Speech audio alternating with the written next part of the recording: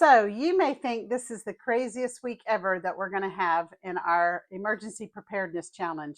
So for week 31 of our 52-week preparedness, let's see what's in store this week.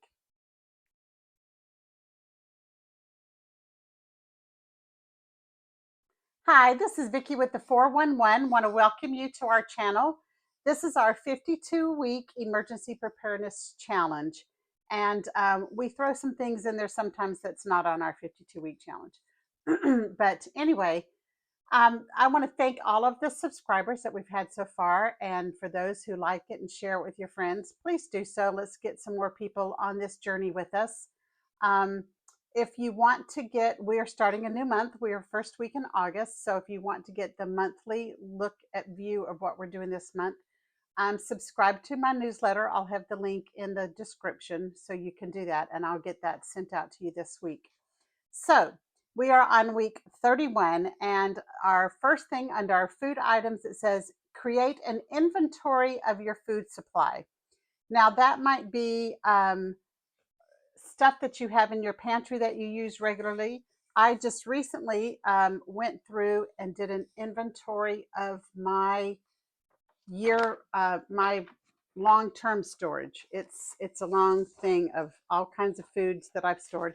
I have a blank that I will put in the link today if anybody wants to follow that along, adjust it according to what you eat or don't eat. You can certainly delete, add to, just whatever you've got in your storage so that you can look at it periodically and think, ooh, I'm running low on this particular item. Next time I see it on sale, I'm going to stock up a little bit. Just kind of get yourself briefed of what you have and what you need so that you don't wait till you want to use it and it's not there. So let's do an inventory of our food and see where we are there.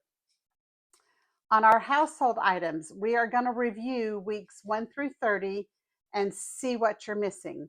Now, last week I had a link up to everything that we should have from weeks 1 through 30. I'm going to post that link again today in the description in case you didn't have a chance to look at it last week. But go through, take some time, like maybe you missed a week or two and you don't feel like you have time to catch up. This is a good week to catch up. So I'll have the link to that also so that you can have something to check off your list.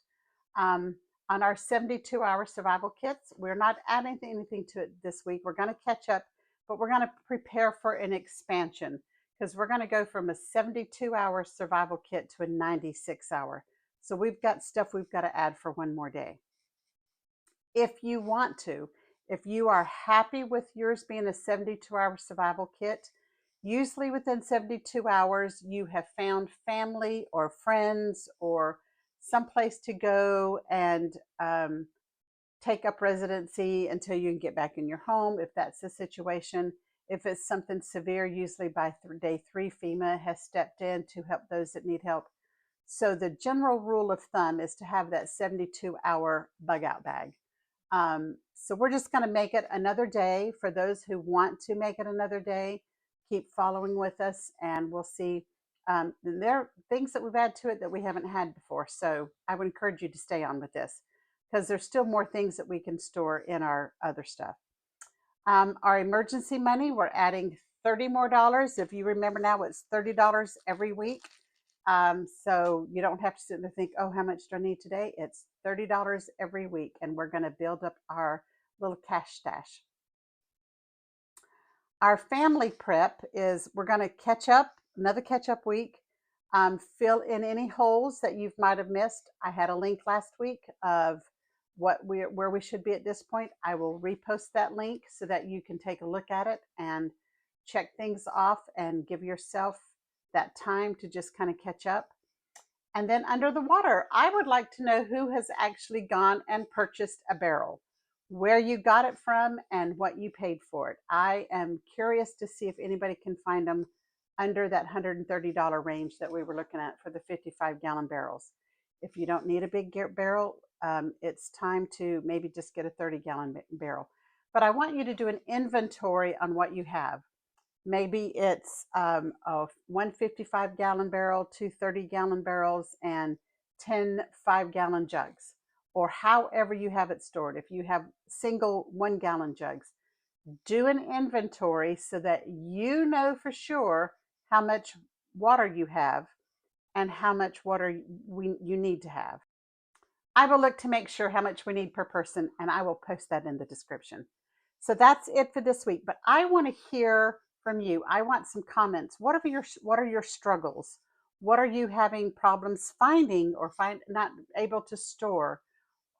What have you found that's in your bug out bag that's probably not in my bag? I'd love to know. I'd love to know if people are out there researching things that I haven't got to yet.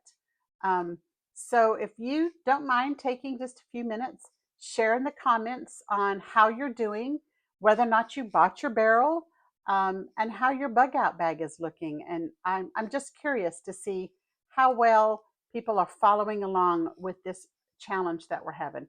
So I look forward to hearing from you. I'm going to bypass on my favorite things today because what I got in that I wanted to share is not exactly what I wanted to share. So I'm going to have to rethink that one through. And I'll be back next week with one of my favorite things. So enjoy the month of August. We don't have much time left before school starts, but take a deep breath and take some time this week to catch up if you can, and we'll see you next week. Thanks for watching, and don't forget to subscribe, share with your friends, bring them along.